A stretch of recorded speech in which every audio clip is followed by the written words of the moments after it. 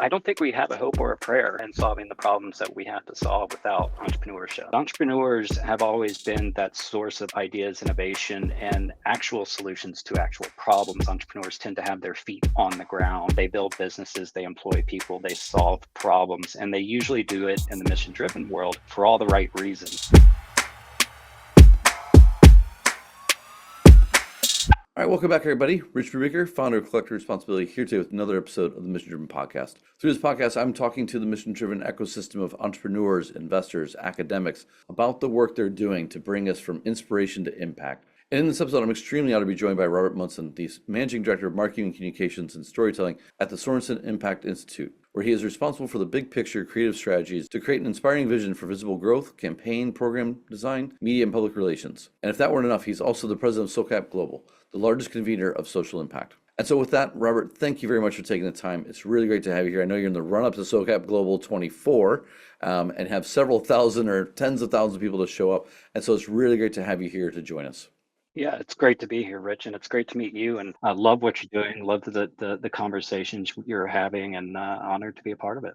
Great. So as a starting point, would you mind introducing yourself and what the mission that you're on? Yeah, well, you did a great job, actually. I don't know that I do all of those things, or at least not all of those things particularly well, but I do some of them. And right now, my big focus is, of course, at SOCAP, and the reason for that is we have our annual gathering here at the end of the month, just a couple of weeks from now. So we're in the final stretches of that marathon to put on that great event, which has been going on for more than 15 years now. Through most of the year, Rich, what I do has a goal of seeing impact, ironically, kind of go away. We want to see a world in which impact investing is simply known as investing or smart investing. And so our mission is really to scale the market for impact. And here at the Institute, we've got a large team of experts across multiple verticals in the field. And we serve as thought leaders, we serve as consultants, we serve as practitioners and investors. And so it's a kind of a multifunctional group. And then, of course, with SOCAP, we're building a global community now of more than 70,000 people. Yeah, I'm really curious, what is the vision that you see for the power of entrepreneurs to solve these problems? And is there something that you've come to understand makes mission-driven entrepreneurs a little bit unique in their vision, in their approach, and in the work that they're trying to accomplish? Well, I don't think we have a hope or a prayer in solving the problems that we have to solve without entrepreneurship. And that's not to say that other sectors don't play a critical role. I think every sector plays a critical role. But entrepreneurs have always been that source of ideas, innovation, and actual solutions to actual problems. Entrepreneurs tend to have their feet on the ground, and then a lot of other sectors tend to be more at a 10,000, 30,000 foot level. And again, those are all important perspectives, but entrepreneurs get the work done. They build businesses, they employ people, they solve problems, and they usually do it, particularly in the mission-driven world, for all the right reasons. And I think that combination is really important. There's a healthy balance within mission-driven entrepreneurs of profit and purpose, and I love that sustainable model. And I think when investors are aligned with that purpose and that healthy balance that entrepreneurs have, you have this really unique combination of opportunity. The assets under management and impact continue to grow. This is, in spite of a lot of friction and some barriers, this is a market that continues to grow, and it's all based on entrepreneurship. And again, the fact that entrepreneurs are in it, they're on the ground, I think is really one of the most important parts of all of this. So bridging those who are in it with the funding and kind of building these platforms, would you mind introducing the work that you're doing over at Sorenson and a little bit about how you're supporting the investments into or the capacity of these mission-driven entrepreneurs? Yeah, I'd love to. We're a pretty unique organization. I don't know of any other quite like us, Rich. We were founded around 13 years ago with an endowment by Jim Sorenson, who's a Utah-based entrepreneur himself, also a pioneer in the impact investing world. And at the time, what was endowed was a venture fund. It's called the University Venture Fund. It was essentially run by students, and to date, has deployed well over $25 million, has probably 45 or more transactions over the years. We've put probably over 400 students through that program. It's professionally run, but the students do all of the diligence and the sourcing. They do a lot of the support work. And so they come out of the program, which is a 2-year program, with a real impact lens. I mentioned that our goal is to expand the market for impact. And one of the ways we do that is by equipping future leaders. We want to produce generation after generation generation. We also look to lead the field through innovation, particularly with those types of financial models that don't pencil out in the market yet, but we know they're needed. There's a white space and there's a structure that needs to address that white space. And so we help develop some of those models so we can get people excited in the market.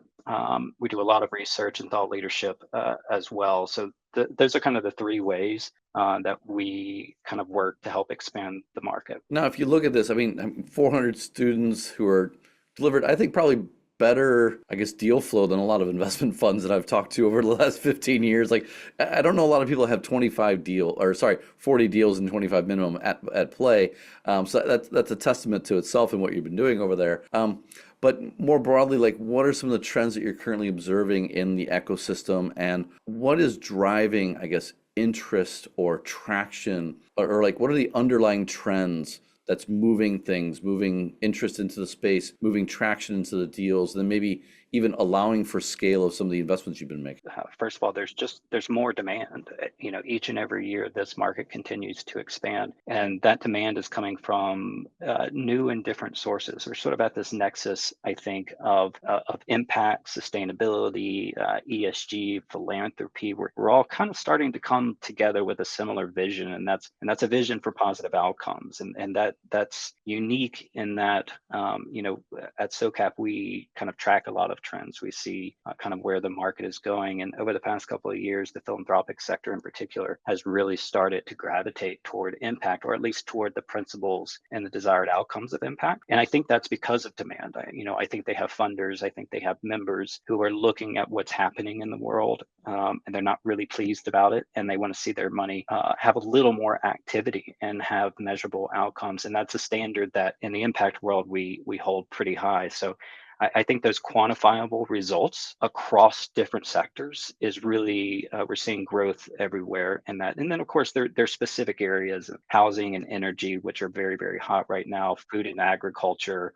There's a lot of need there to scale solutions. Water is another one where we're seeing a lot of interest in scaling those markets. So those fluctuate a little bit, but I think the larger trend is that the market is expanding and that more people are sort of gravitating toward it. Historically, are you seeing like a trend away from broad stroke challenges that everybody faces into more nuanced challenges that are very specific to, say, the sector, the region, the deal flow size? Like, is that changing, or is there still like a constant headwind for everybody? It sort of feels like all of the above, Rich. I think there are organizations that are hyper focused on minutia and place and very, very targeted impacts, and there are organizations that are very broad based. We're not trying to solve small problems in small ways here. I mean, this is a very ambitious field. We are literally trying to change the world, and that requires sort of all kinds. We need people who are focused on sort of the small details, and we need people and organizations that are focused on the big topics. And within impact, it is a challenge because we have to sort of juggle all of those things, and we do get caught in our own silos because we're so focused on our work and our mission. And stepping out of our silos for a minute and finding areas of collaboration and coordination, I think is probably one of the biggest challenges we face. I want to dive a little bit deeper into the challenges of collaboration. If you were to break down a few of the main roots of that, besides being in a silo and like, look, I'm in climate tech and I don't have time to talk about agriculture tech, even though they're directly linked. What other things kind of contribute to that? And I wonder, like, because there's a lot of people coming in that are new, so that can be a problem. But it also, like, people are really protective of their own. And I'm curious, like, do you see some barriers to effective collaboration that have been kind of ongoing? And is there any breakthrough that you see happening now? Well, I don't see it as territorial, thankfully. I've not seen that in this field. In fact, quite the opposite. I'm always amazed by how sort of open door everyone is. It's a very transparent field. If we find something that works, we want everyone else to know about it. We're not particularly possessive about those things. And so you mentioned one, I think that's really big, and it's awareness. We work in a field that's still pretty much a nascent. It's a $1.3 trillion market. That's great. But if you step outside of impact, there's a lot of people who have no clue what you're talking about when you say the words impact investing. And there are important fields across the world that aren't aware of what we're doing. And so we're not connecting with them. And I'll just give you one example. Scientists. We have recently brought in a wonderful woman who, Nalini Nakardi, who is a National Geographic Explorer at large. And she's become a fellow in residence with us. And the reason is because there's this delta between the work that scientists are doing on the ground and explorers around the world and the opportunities that are available to them through impact investing. And we're researching ways that we can connect science to impact because it just hasn't been done. We theorize that that could be a really explosive and catalytic collaboration if we can find ways to make those connections. And awareness is a big challenge. Okay. I mean, I'm curious, like what the disconnect is, because I think like the scientists are behind agriculture and climate science and things like this. Like there should be a natural tie to that, but what's the gap that you were seeing? If you could talk a little bit more. Yeah, I think in climate, you do see some connections. And I think there's some provable evidence that when you connect science to investment, that you can scale solutions. But, there are scientists doing work in conservation and medicine, on the ground solutions to clean water, understanding the roles that natural ecosystems play in the health and well-being of communities. And there's important research that's coming out of all of that work. And it's largely almost always underfunded. And obviously in impact, we're not funding research per se, we're investing in solutions, but out of that research comes solutions. And we know that. I mean, that's always been true. And unfortunately, throughout history, one of the consequences of exploration has been exploitation. And then it's sort of like discovering a resource and then exploiting it. And we obviously want to reverse that trend. And I think impact investing can bring a different ethos into that. So you make a great point. There is evidence of success, which is wonderful. But I think the broader thing is that there's much more opportunity out there for us. Well, one of the things I've been working with, talking to, supporting, creating strategies for family funds, entrepreneurs. I work a lot with entrepreneurs for the better part of, I want to say 15 years-ish. And no one likes to pay for research. Is that a big gap that you see, and how can we fill that void? Because I feel like given you have so many people in this space that are based outside of the local regions, there's just a huge knowledge gap that exists. And like the research seems to be one of those things that if we plugged it, it'd bring people a little bit closer. Yeah, I think you're right. I think research in our field, frankly, in every field, but certainly in our field is really important. I think it can provide guidance and parameters and opportunity apart from the work itself. And one of the challenges we have is often we kind of get caught up in sort of the academic research that maybe doesn't feel particularly actionable. And I know at the Institute, we don't, we focus on actionable research, on applied research. It's the kind of research that has a directive. There's a purpose to it because we want to either find white space or identify opportunities within that white space. And there are funders for that, but I do think it needs to grow. We certainly see an opportunity in white space in our field with respect to research and are diving into that. Now, you must see a lot of entrepreneurs who are, they come to the events, they present in front of investors, they're really trying to get their story out there. What are some of the things that you are seeing that are either consistent challenges or areas of breakthrough that they're making? Because I feel like we are seeing more investment coming in. That's not just the investors getting smarter, that's also the entrepreneurs learning how to communicate the work they're doing, the value of the work. And I'm curious, like, what are you seeing on the entrepreneurs end of this spectrum that leads you to think like, okay, we're getting closer. Like we have a lot of progress to make, but we're getting closer. Yeah, I think entrepreneurs are among the best storytellers in the world because they have to be. They're always raising, they're always looking for collaborations, they're always looking for support in markets, and so they have to tell their story in a way that's compelling. And even if they don't think of themselves as storytellers, they are, and the good ones always are. And so, I know at SOCAP we have our own cohort of entrepreneurs that we support for about 8 months out of the year, and they go through a wonderful program within SOCAP, and then are connected with investors at the event itself. And a big part of that is learning to articulate and to tell your story in a way that resonates with investors and with other interested parties. And so I think that to me, the entrepreneurs that I see that are finding great success are the ones that are, of course, well funded. And that funding comes from investors who have aligned values, but also see promise and opportunity within that entrepreneur themselves. It's not just the product, it's not just the company. There is that connection and sincere belief in the leadership behind that product and those companies, and the entrepreneurs that can sell that well through storytelling and through a really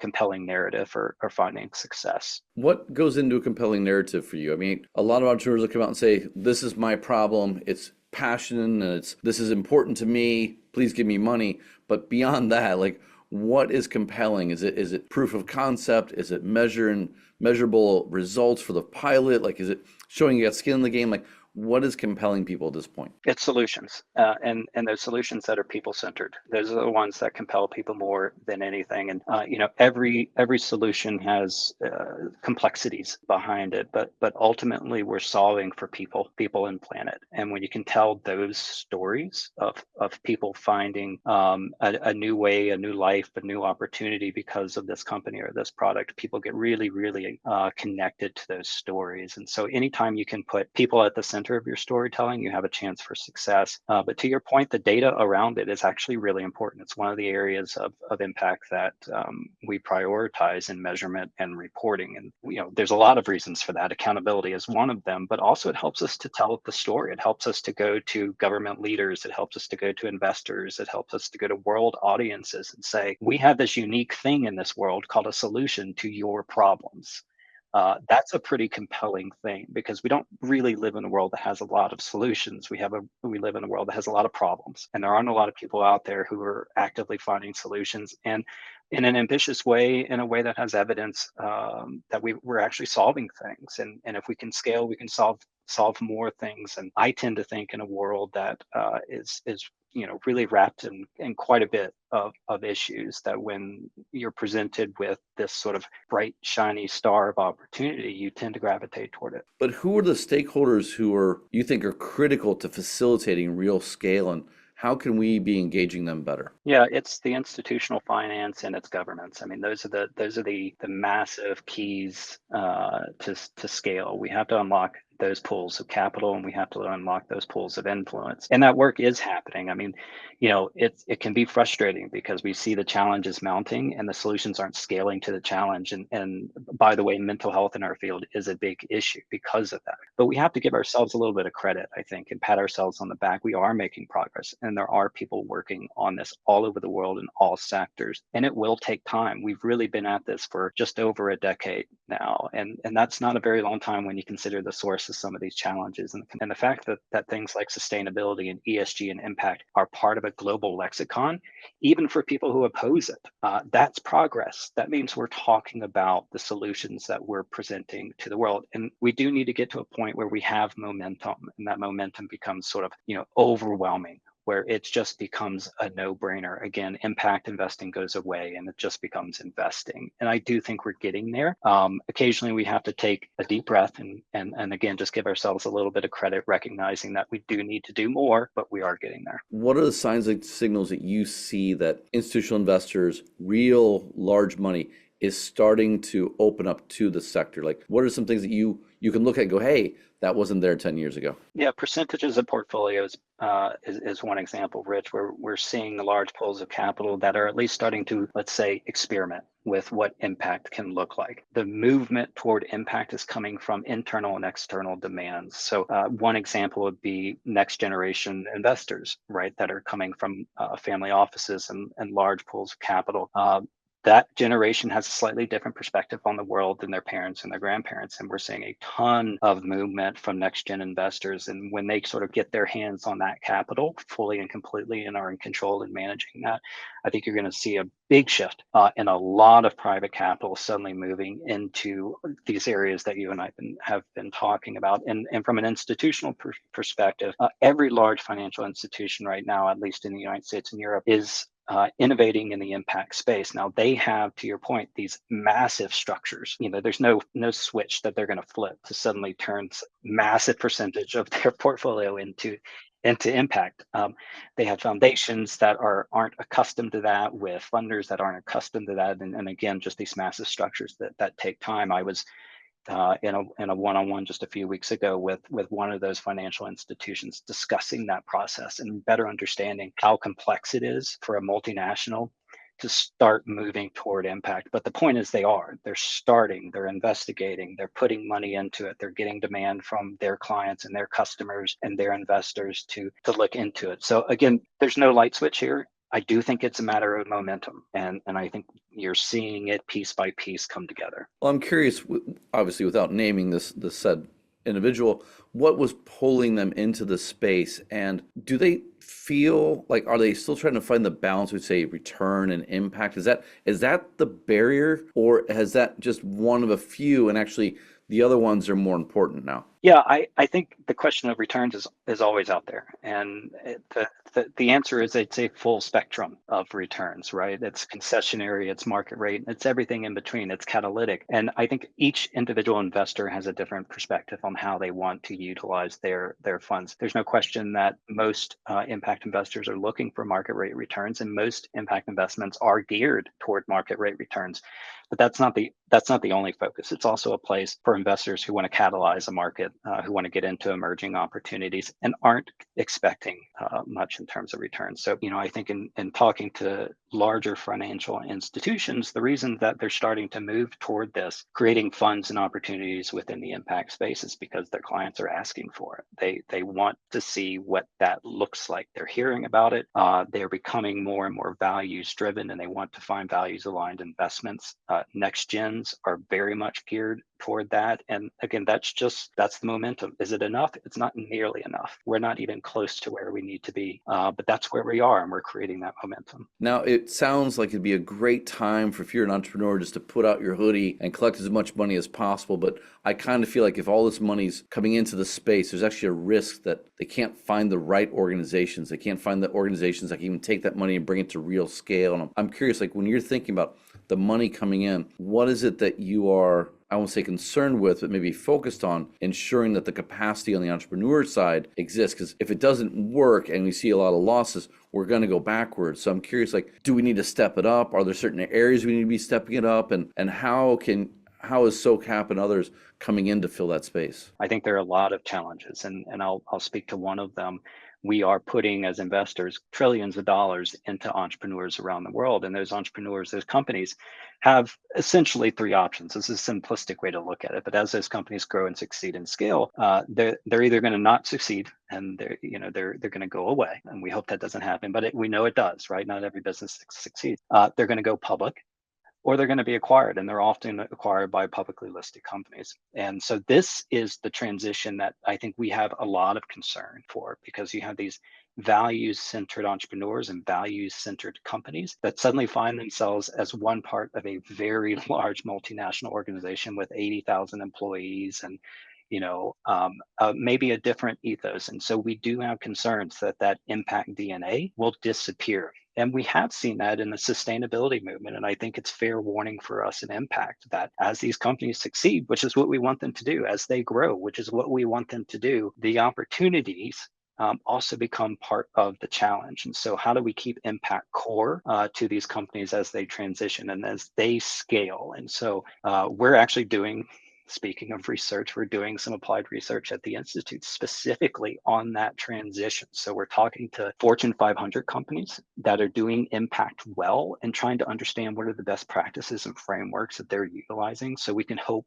to sort of scale that. I don't think we're going to change the massive multinationals that are out there now, but our concern again is those entrepreneurs that are going to become part of these larger corporate structures. Keeping that impact DNA is, I think, a huge challenge. How can we avoid that? Because I feel like there's a great opportunity. A lot of the big brands, they're falling over. They're buying these impact brands because they're great for communities, they're great for customers. Like they have everything you need to grow as a big company, but if you're the entrepreneur and you sell out, it eventually becomes part of that mothership. And like nothing's really changed systemically. So what are some of the things that you've seen in your research that an entrepreneur can do to maintain that core going in through the exit? Because we want them to exit. We want this thing to, because if that exits, then more money comes in, but we need them to maintain that systemic impact. So what are some things you're seeing, or what are some things that you hope to see through entrepreneurs exiting that would allow you to believe that we're actually changing the systems?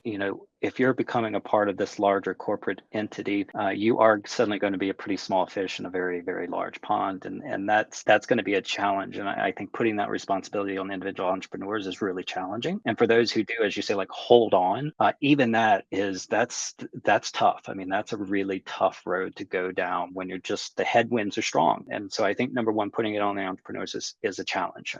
One of the theories of change that we have at the Institute is that generational change. And so bringing students into the impact lens, if you will, or giving them that lens in whatever profession they go into, we tend to focus on impact as an investing practice. And of course it's an investment strategy, but it's also a philosophy of how the world should work or could work, particularly in business. And so as again, I know it's not a light switch, right? We're talking about students becoming professionals, becoming leaders in industry. And if we've got to start somewhere, right? And we just opened the doors at the University of Utah here at the Impact Institute to the Epicenter for Impact and Prosperity. And it's a physical building. It is our headquarters. It's also a live work ecosystem of 750 students.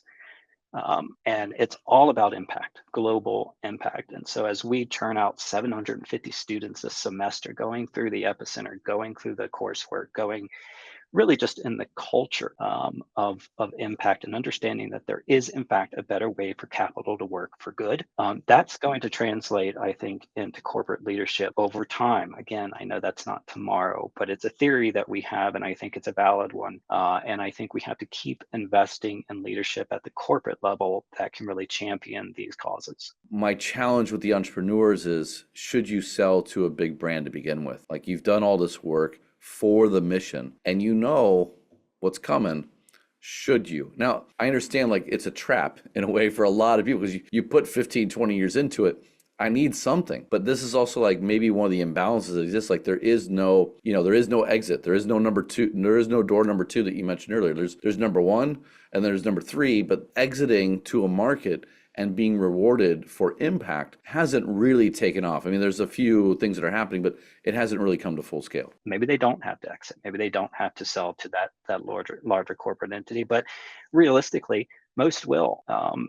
You put that much work and labor into something, you do want a payoff. I mean, that's just human nature. So I think we have to structure for that. We have to plan for that. And again, I really don't think you can put the responsibility on the entrepreneur to suddenly change these massive corporations. I think you have to look generationally and look, if you've ever been, and I know you have, but for anyone of your viewers, if you've ever been in a classroom with a 20-year-old business student and suddenly you see their eyes pop open the size of golf balls because they've just realized there's a better way to do this that aligns with their personal values and passions, it's an extraordinarily transformational moment. And it literally is a moment. You can see the light bulb go off where they don't have to be, sort of the classic capitalist from Hollywood. They can do good with their work. And that's important to people in their 20s. It's important to me. It's important to you. I don't want to make it just generational, but I do think investing in the next generation of leaders is critical to this transition. It's a huge piece. I will say the greatest joy